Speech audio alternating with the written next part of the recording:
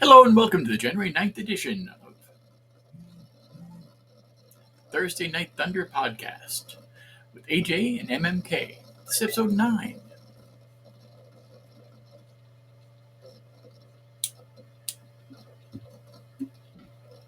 I'm your host, Adam Jason Sinclair. And tonight on the most hardcore program on the internet, Mike and I will once again bring you the best discussion about the world of modern motorsports. Our guest tonight is Billy Johnson. Billy is a world-class development and test driver who is an integral part of the Le Mans winning Ford GT, GTE, GTLM race car and street car development programs, driving for Multimatic Motorsports and Ford Motor Company. Recognized by the likes of Edsel Ford for his contribution to the Ford GT program, he was a part of the team responsible for the Shelby GT 350R, 2020 Shelby GT 500, Mustang Performance Pack 2, Bullet, and Mach 1. He currently works with Von Griffin Jr.'s RTR Mustang model, as well as the reimagined Porsches from Gunther Works. He's also recently been announced as a driver in the Michelin.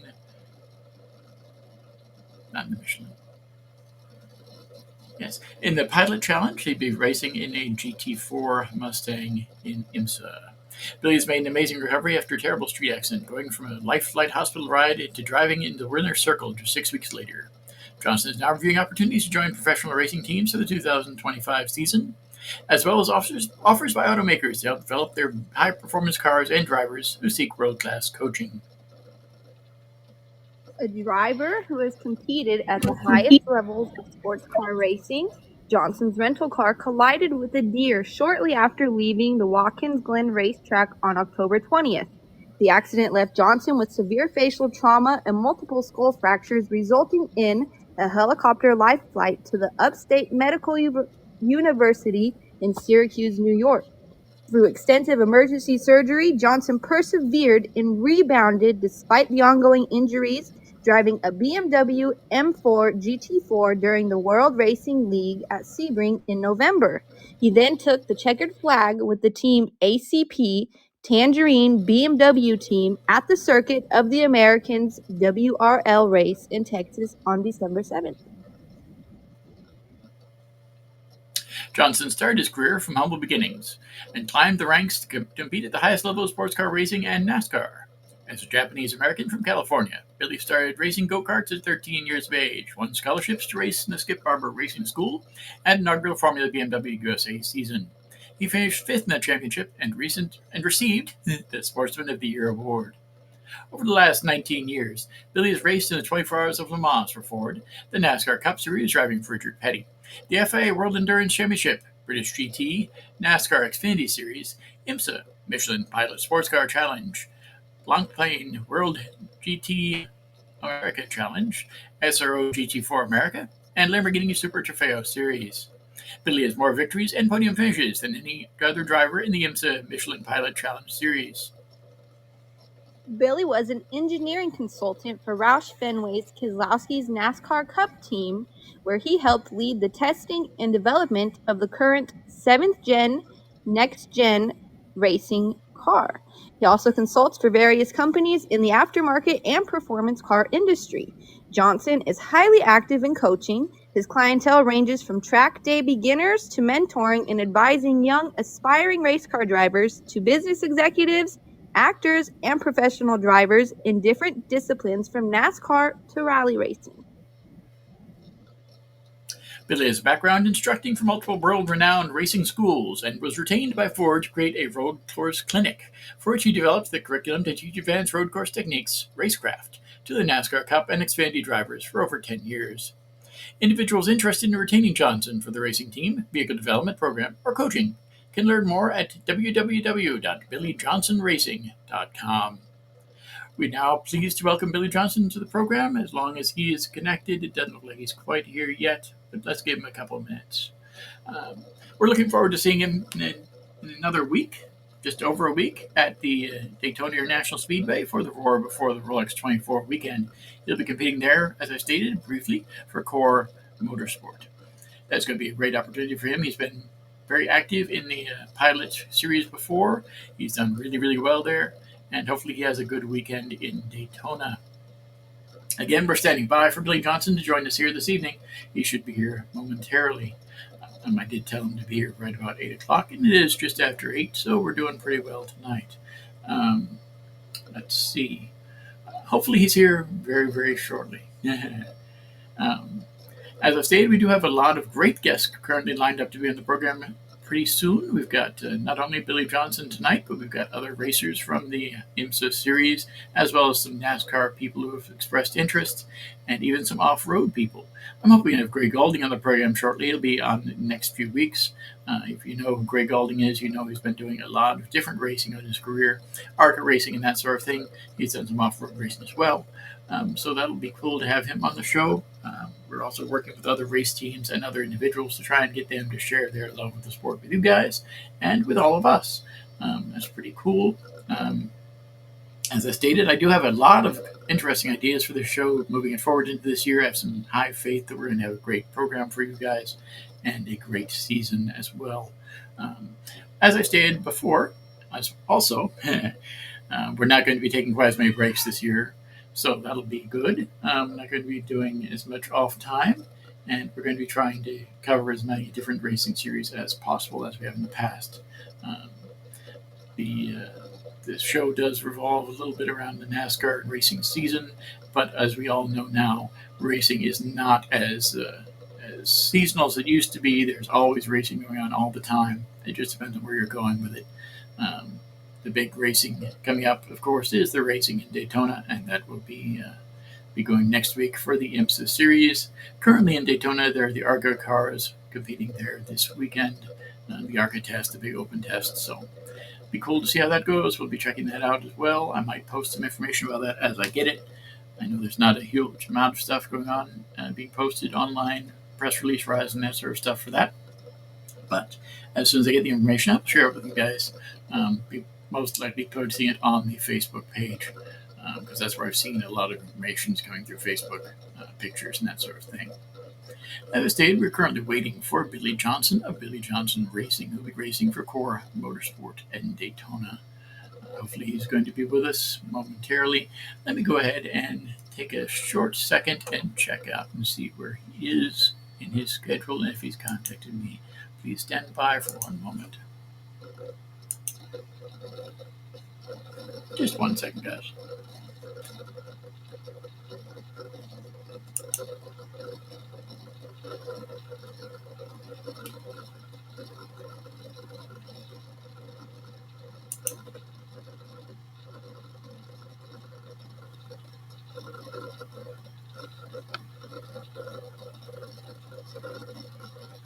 It does not look like I've heard from Billy Johnson yet, so hopefully he's on his way and he's going to be here in a second.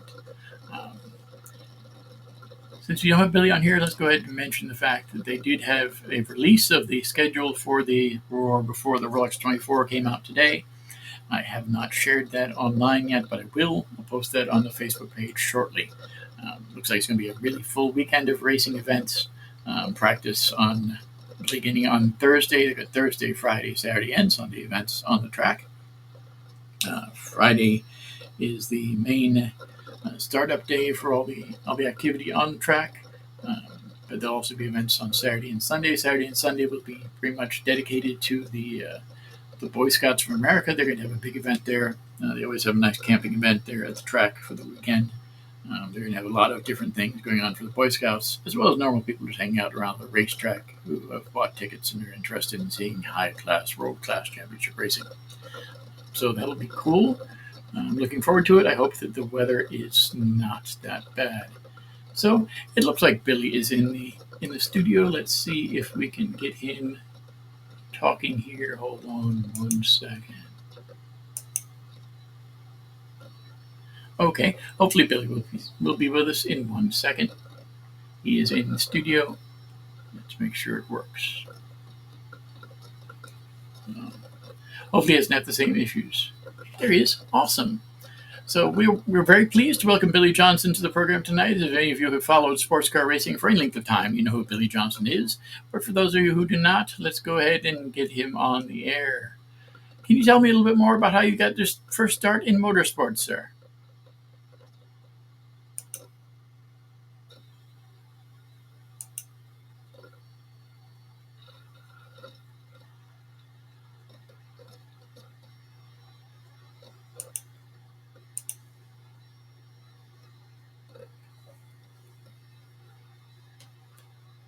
I do see him here. Unfortunately, it looks like he's muted in the chat. Let's see if we can get him to unmute.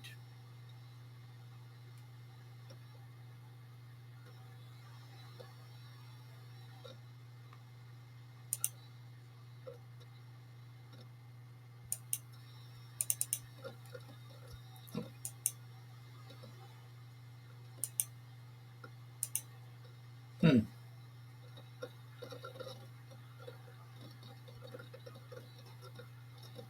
Well, again, we're happy to have Billy Johnson on the program this evening. I see him in the chat. I see him here. I see his little picture show up in my co-host speakers thing, but I also see a slash through his face for the speaker to be off. Hopefully, he can get it figured out. Give him a few seconds here.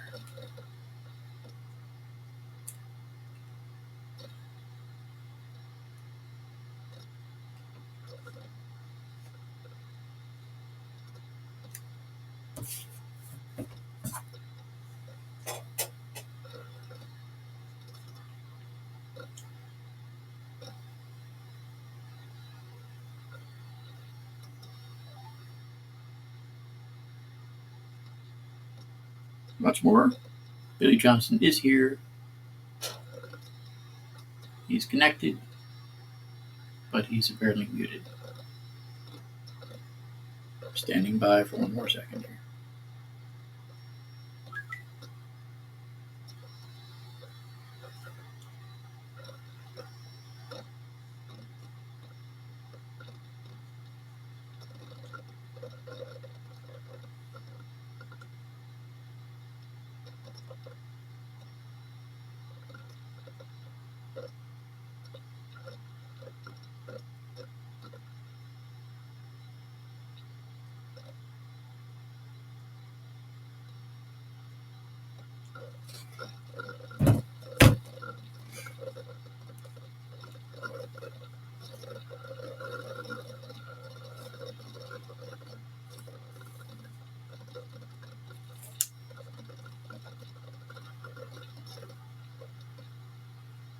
Okay, we got Billy Johnson here. We've got him in the program, and we're trying to get him to unmute here. Let's see if we can get that going.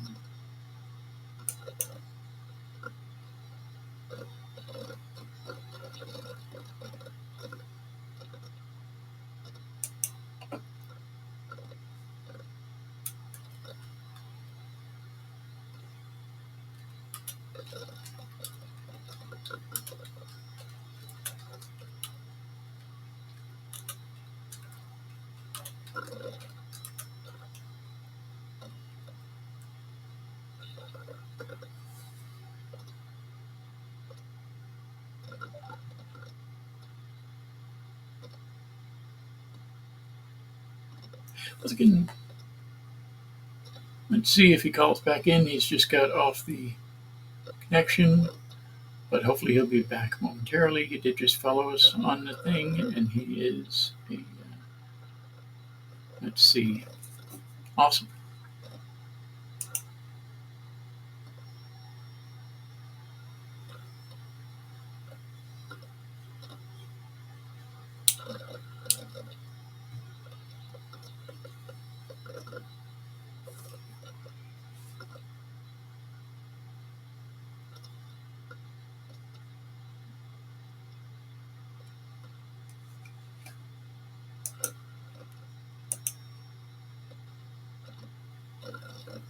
Can you hear me now?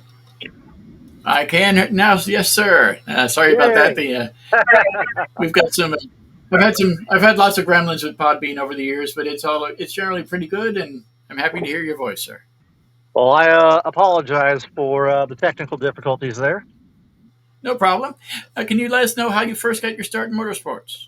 Yeah, first started in go-karts, and actually before that, I rode dirt bikes just out in the desert for fun. But racing-wise, I started in go-karts and won a few scholarships and sponsorships to race Formula cars, and ended up being in the Formula BMW driver shootout and won a scholarship to be a BMW factory junior driver, which led me to race in the inaugural season of Formula BMW in 2004.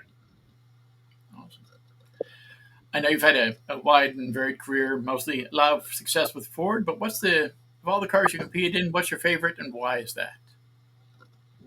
I'd probably, well, favorite as in the past.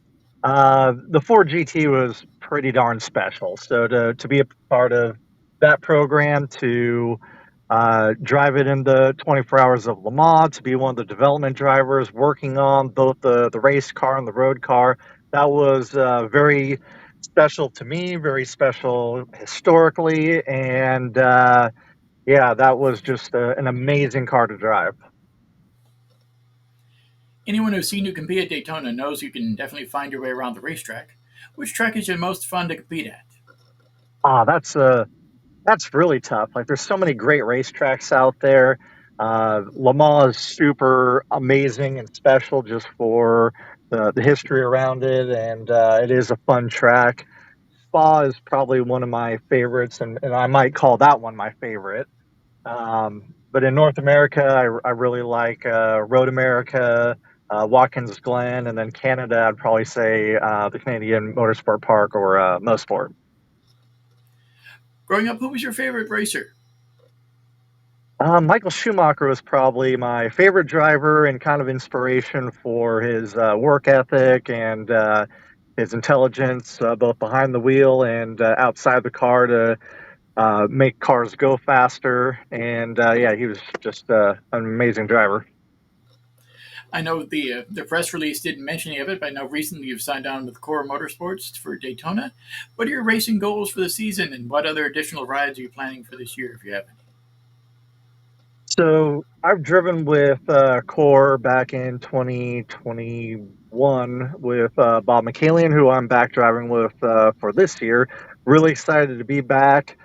We definitely have a lot of unfinished business to attend to. Like, we had the worst luck ever, but the most amazing year in terms of how we worked together, how well we set the car up, and what we were able to do with the car. So the results didn't quite show that level of work and how great that year was. So we look to capitalize off that, get that momentum going again, and get the results from that hard work. In addition to driving in the Michelin Pilot Challenge with Core, I'm coaching and doing some driving in the WRL series with Team ACP Tangerine in a BMW M4 GT4. Awesome. Well, I'd like to throw you out to my co-host Michael Mullally in Freda, Washington, who has Michael Mullally Capallo, who has some questions for you as well. Hey, how Okay, you doing? I'm good. How about yourself? I'm doing great. So, if you don't mind, my first question for you, you have a lot on your resume. Like, it's pretty impressive. Do you have you ever thought about like stunt driving? Have you ever participated in anything like that? I have, and actually, I know a lot of the stunt drivers in Hollywood. I grew up and did racing schools as a student with some of the guys who ended up being a lot of the majority of the stunt drivers in like Fast and Furious and uh, yeah, pretty much all the movies and all the commercials. It's a really tight knit world, and it's difficult to get into that if you're not in the group. And yeah, it's definitely a challenge, something that's always interests me and seems like a lot of fun. But yeah, it's definitely a challenging business to get into. And what is the youngest age of aspiring driver that you have worked with? I've worked with kids who were 5, 6 years old in go karts, but I spend most of my time focusing on full size cars. So typically, those drivers are 15, 16, and on up into their 20s, who are looking to make a career out of racing cars. Okay, and now I'm gonna get kind of your opinion. Where do you are very involved in motorsports. Where do you see motorsports as a whole maybe in like the next 10 years?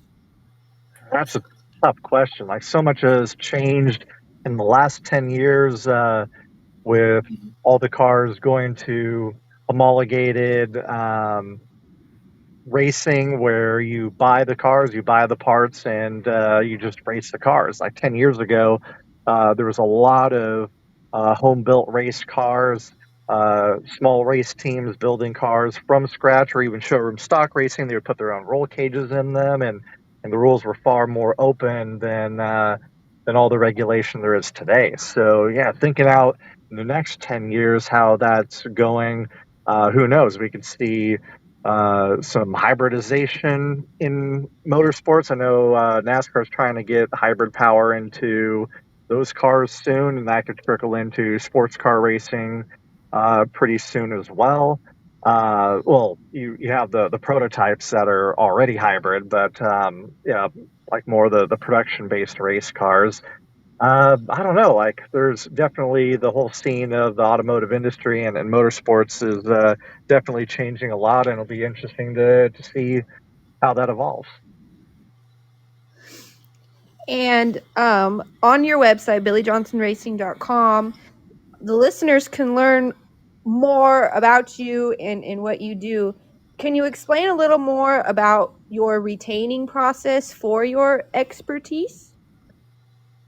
Yeah, I do all sorts of things from driver coaching, everybody from. I have a lot of people that do their first track days and they reach out, and many of which have like exotic cars. And since I do a lot of track events and time events and time competitions in hypercars, I get a lot of customers who uh, do their first track day and they want to be safe and learn how to uh, drive their car better and be a safer driver and more experienced driver. Uh, on to kids who want to make a career out of racing, and then the business professionals, actors, CEOs, you name it. So all walks of life, I coach and do driver coaching for. I also do engineering consulting and everything from helping people make their car go faster and all the modifications that they did to their car. It's not cohesive. It's not driving right. We'll help them sort that out where it's handling predictably and performing better. On up to working with NASCAR Cup teams and helping them win races and get their average finishes from 20th to the top 10. So definitely big span on both the driving side and the engineering and consulting side, and also do a lot of work with various companies, product development and car development as well. So a lot of different things. A lot, yeah, it's quite the variety. So, my final question for you this evening, what advice would you give to anyone looking to get started in motorsports? So that is going to be one of two things. The best advice that I got as a young up and coming driver who wanted to make a living off of racing. The best advice that I got and that advice that I continue to give is don't. Don't do it. It is not easy. It is way easier to be a professional football player, basketball player, NBA player, you name it. There's more professional teams and then players on every one of those teams. The amount of professional drivers who make a living off of driving race cars is significantly less. So, one, a numbers game, don't do it. Two, you need to hear don't do it because you're going to hear no a million times. You're going to ask a million times, you're going to get 999,999 no's for the one yes, the one possibility. So it's counterintuitive, but if you listen to the advice of don't do it, then great. It probably wouldn't have happened anyway. But if you don't listen to that advice and you persevere and do whatever it takes to make it happen, then it might just happen. And I've given that advice to a few people in the past, and they actually have made careers from racing. So it's a counterintuitive advice. It might seem negative, but it really is the first step and the first hurdle of hearing this first no, this first advice of don't do it, because you're going to have to ignore that advice and all the tough things that's going to happen after that to be able to succeed.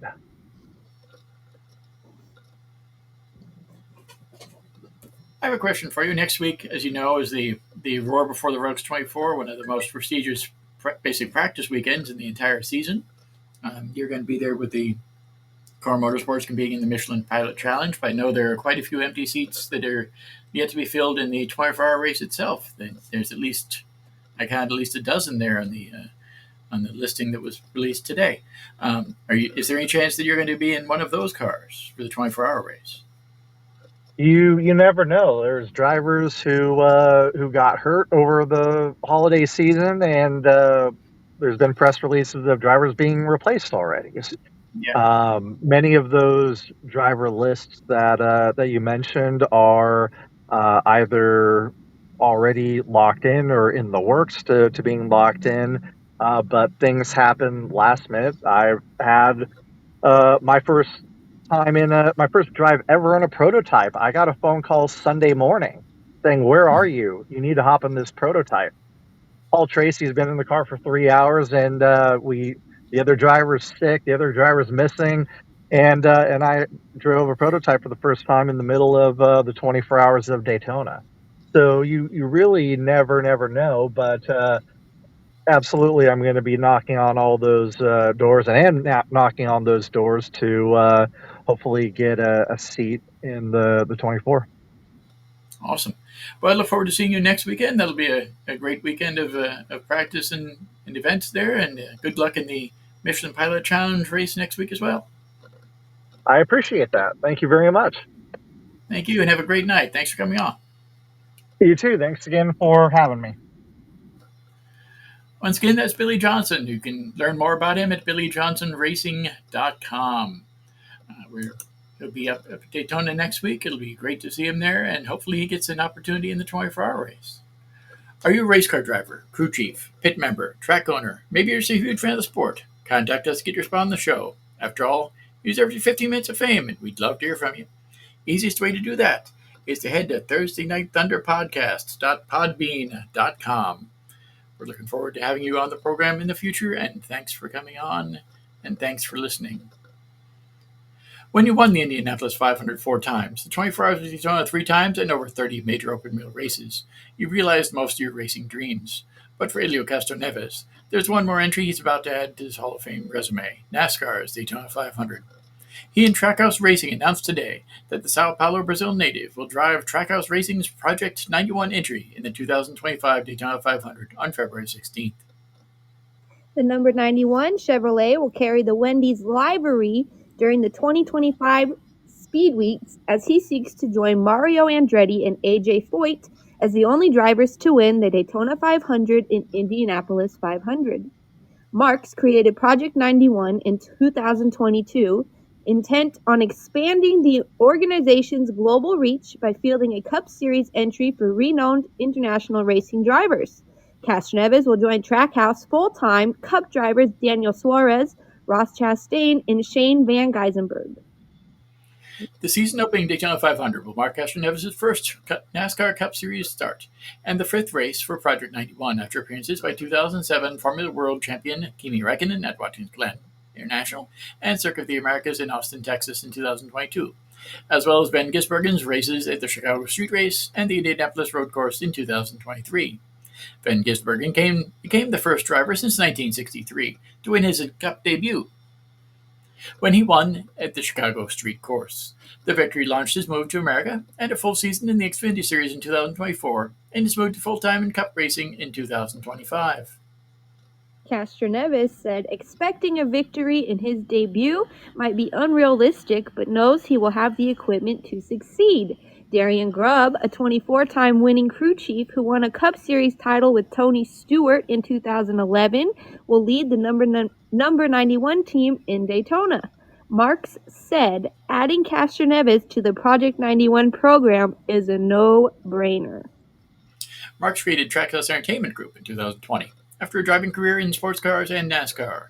With the goal of creating a racing brand that transcends the sport, Marks formed Trackhouse Racing that took to the track in 2021, with Suarez behind the wheel. In January 2021, the team announced partnership with international superstar entertainer Pitbull, who has been a frequent guest on NASCAR races and elevated Trackhouse's presence through inclusion in several of his songs, music videos over the last 2 years, and named his last album Trackhouse.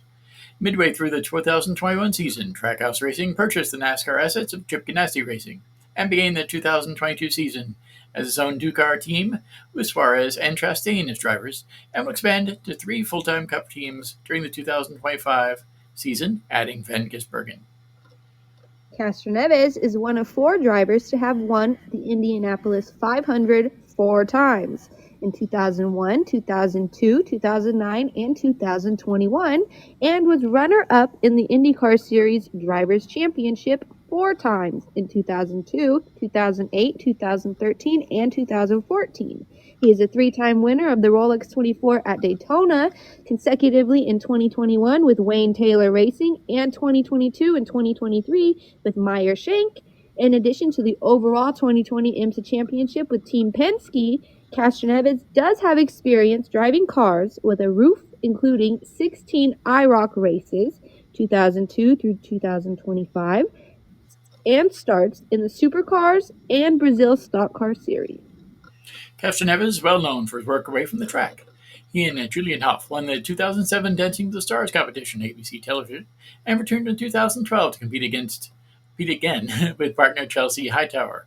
Castroneves has been a guest on The Oprah Winfrey Show, a correspondent on Entertainment Tonight, and a judge at the 2011 Miss Universe competition. One of the most popular drivers in IndyCar, his celebration of climbing the fencing beside the track after a victory earned him the nickname Spider-Man. NASCAR drivers have gone on to climb the fence after victories in imitation of Castroneves. He'd love nothing more than to climb the fence at Daytona in February. I've had the pleasure of meeting Felipe Castroneves a few times. He's a really interesting character. He's kind of fun. When I did some work for Roger Penske a few years ago, he was backstage there, and we got to talk to him. It was pretty cool. So I'm hoping that he does really well in Daytona.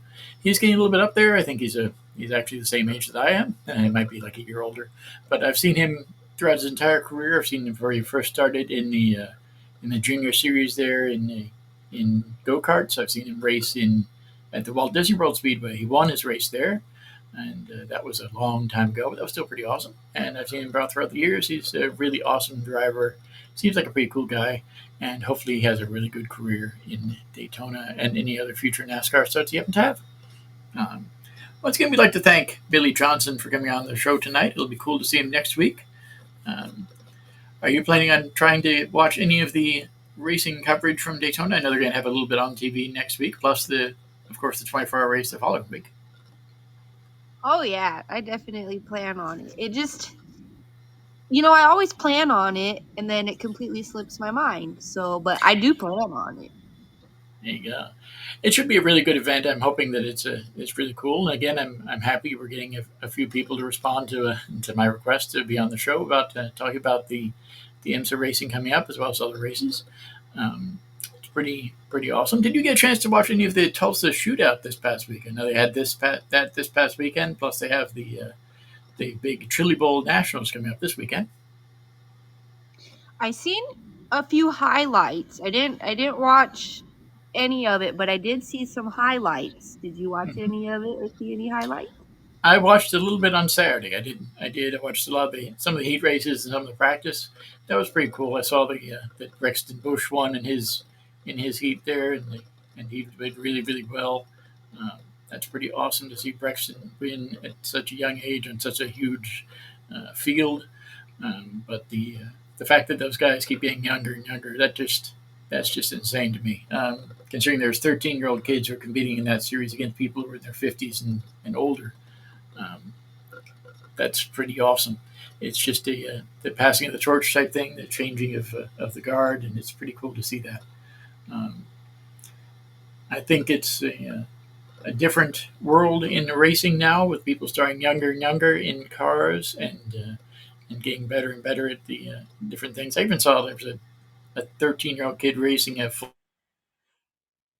full-bodied car in a Trans Am last season.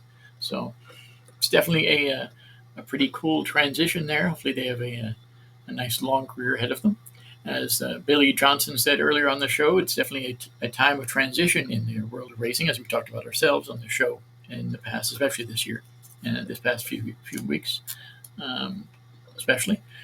So it'll be cool to see how that goes over the next few years. I know it's going to be a lot of changes, and I'm looking forward to seeing them, especially this year with the fact that there's a lot of modifications being done in IMSA, a lot more technology being incorporated, especially with the monitoring of teams to make sure that it's a level playing field, which is always a difficult thing, especially in a prototype and a production-based series such as the International Motorsports Association.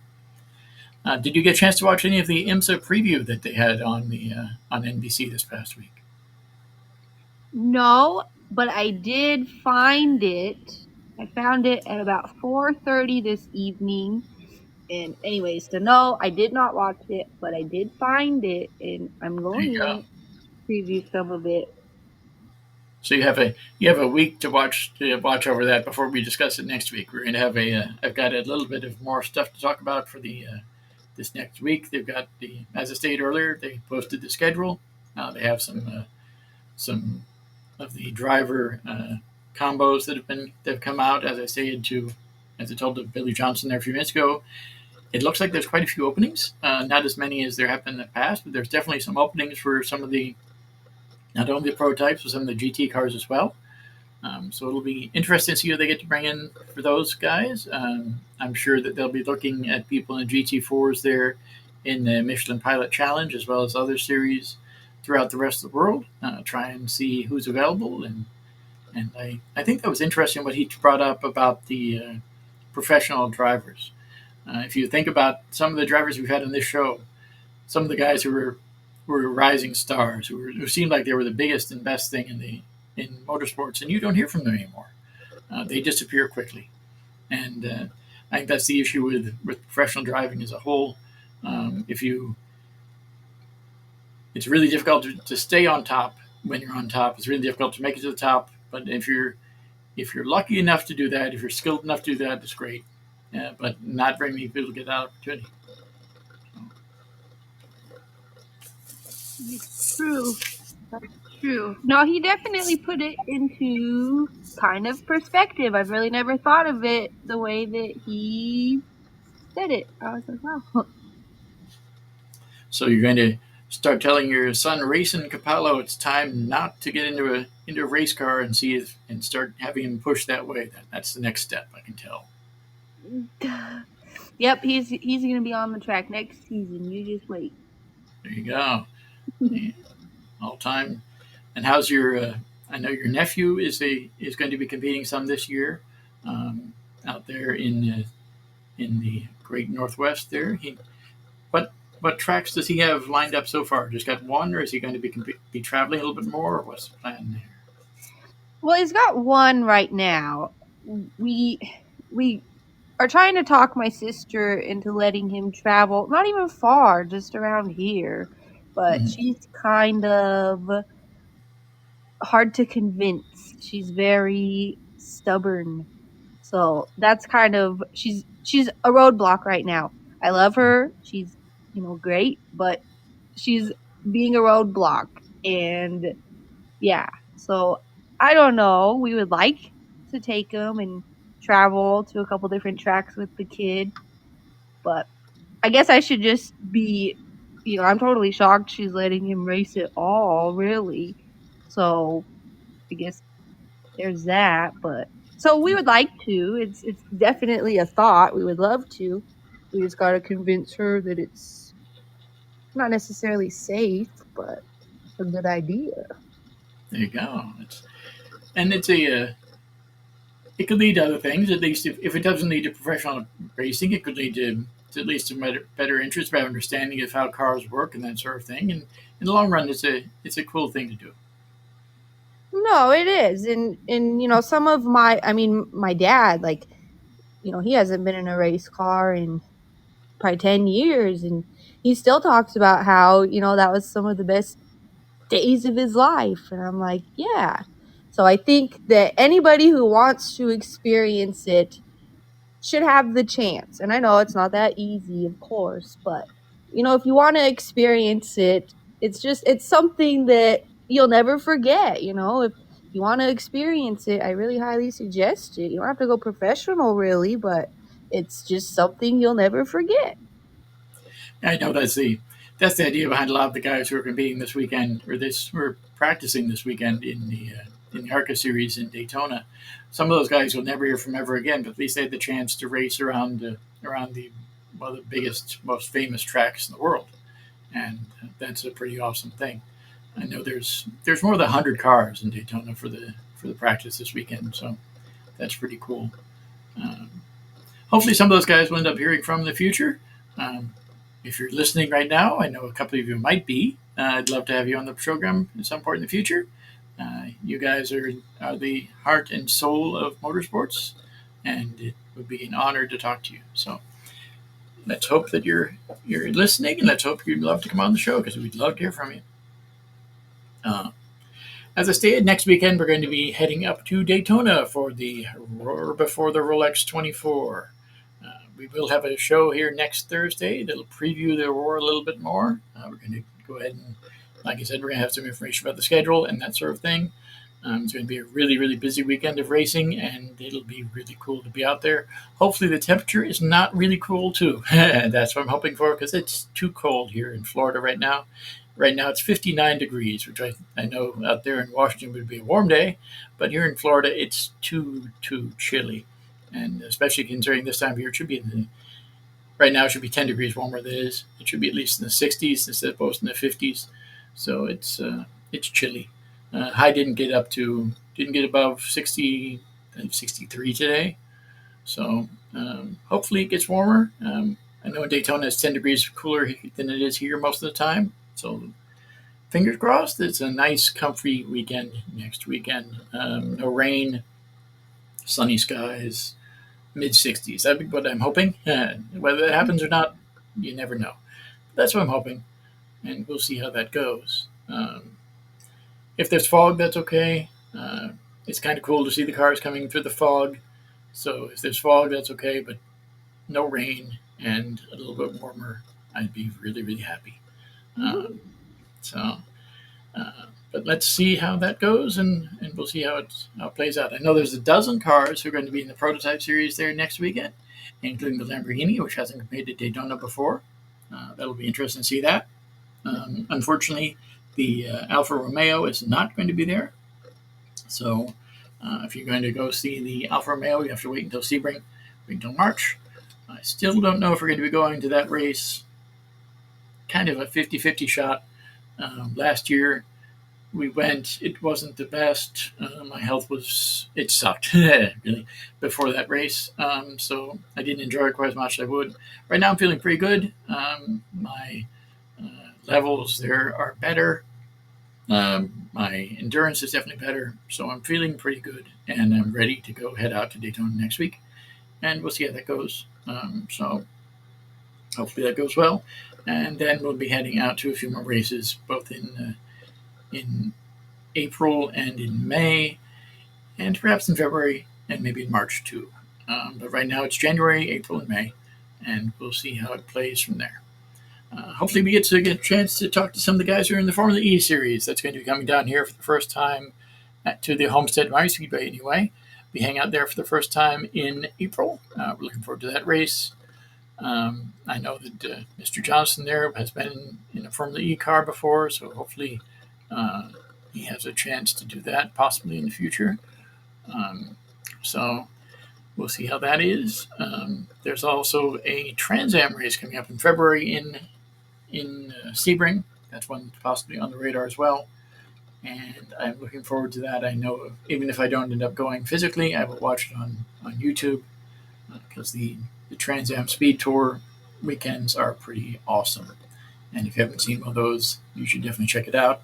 Go to YouTube, look up Speed Tour, you'll find it, and it's got all sorts of different classes of racing every weekend. That's pretty neat to see. Let's go ahead and talk a little bit about NASCAR, shall we? NASCAR is coming up. They've got the latest news from the world of NASCAR. There's two big news stories. One of them, of course, is the lawsuit there filed by Front Row Motorsports and 2311 Racing. The lawsuit currently, as it stands, the 2311 and Front Row are doing really, really well in court against the North American Stock Car Auto Racing Association. They have won a preliminary injunction against the sport, which allowed both teams to expand by one car because they purchased the two of the charters from Stewart-Haas Racing. So both of the former two-car teams will be racing as three-car teams next year, all three chartered cars. So that'll be really, really neat to see that. They will also be they're also doing pretty well on the other side of the equation there, trying to move the lawsuit forward. As I stated before, I know that the main point of the lawsuit is money, because NASCAR gets a huge cut of the money because the way it's split between NASCAR, which of course is the sanctioning body that does the rules and that sort of thing, maintains the racetracks and the weekends. The racetracks themselves, which in NASCAR racing is most of the money goes right back to NASCAR because NASCAR owns almost all the tracks they compete on now. It's between NASCAR and Speedway Motorsports, SMI, based out of Charlotte. So NASCAR gets I think 70% of the money from those races, and the SMI gets the other bit. But when you combine the fact that the NASCAR gets a big chunk, the racetracks get a big chunk, and then the drivers get the rest. Basically, the way it works is the drivers and the racetracks, of course, sort of split the other half that the sanctioning body doesn't get. So in many weekends, the sanctioning body will get 75% of the money, and the teams will get 25%. I think what they're hoping for is to split that more like a 50-50 thing, where it goes the sanctioning body gets about 25%, might end up being like 30. The tracks get between 25 and 30% of the money, and the teams get at least 40%. That would be how I'm thinking it'll work out in the final draft, something like that, the 60-40 split. So that'll be cool to see in the next year. It should be finalized during the season this year. I'm positive that you won't hear much about that during the race broadcast because they'll keep that as quiet as possible, but you'll have to look for that information online. It'll be simple to follow. It'll be on every main homepage that you have, whether you follow it on MSN or on Yahoo or Google or whatever. But that'll be cool to see. And the other thing that's the big thing about NASCAR is the fact that they're reducing the amount of charters.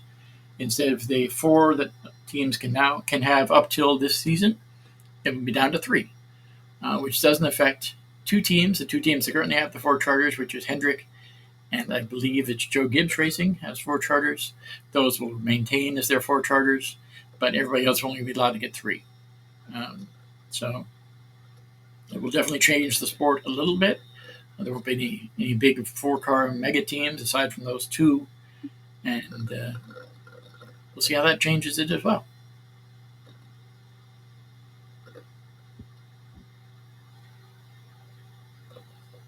Have you been following any of the lawsuit or the new charter discussions? Truthfully, I get my information through you. Yeah, that's good. It's definitely been quite an interesting saga. I'm hoping, like I said, that the teams keep winning in court against NASCAR, because in the long run, it's better if the teams are happier, then the sport is better. So the charter thing is one thing. The the charter lawsuit is one thing, but the fact they've dropped down to only three charters per team is something totally different. When I went to the one NASCAR shop I've ever been able to visit, I got to spend a full day at Hendrick Motorsports. This was going back several years, but I did get to spend a full day at Hendrick Motorsports, and the fact that they've had split into two different teams with two cars on one side and two cars on the other side, I thought was really really awesome. But the three-car team, I don't know how they split that, and we'll see, because both the front row and the 2311 will run that way next year. So it'll be interesting to see how that goes. So wonder how they divide people up. I know with Penske, the fact that he has all of his teams under one roof, and that's all teams worldwide under one roof in North Carolina at the former Maytag facilities where they are. But they sort of share information over the entire series, which is pretty cool. I think that's a better way of doing things. The fact that you can have people from NASCAR, from IndyCar, and even from the V8 supercars all working in one shop together. That makes it quite a way of competing. Gives you an idea. If it works in one series, it'll probably work in another. So I think that's kind of what every team will eventually go to, is a multi-pronged approach. I know that's what Rick Ware Racing, the guy who's a friend of the show, who's been on this program a few times. Rick Ware does that same sort of thing where he has all the guys on one shop, and they share information not only from NASCAR but from NHRA as well, and the other sort of series they're involved in as well. So kind of neat. I know Joe Gibbs also in the past they've done that sort of thing with the motorcycle racing and the NASCAR and the NHRA and the even the other cars. I think they have supercars. They used to have a supercar team. So there's a benefit to mega teams, and then there's a drawback as well. So kind of one of those glass half empty or glass half full, depending on how you look at it. So, but in the end, the fact that NASCAR is expanding, NASCAR is and always has been the elephant in the room. Um, People have to talk about them, and they aren't doing the best things for every team, and that's why the lawsuit's happening. The fact that you have to purchase your equipment from certain manufacturers. There's no way to shop around for it anymore. You can't build your own cars. Even the homologation, as he stated, as Billy Johnson stated earlier, that's affected NASCAR especially with manufacturers and that sort of thing. So it's a changing world in sports, that's for sure, and we'll see how it goes this year.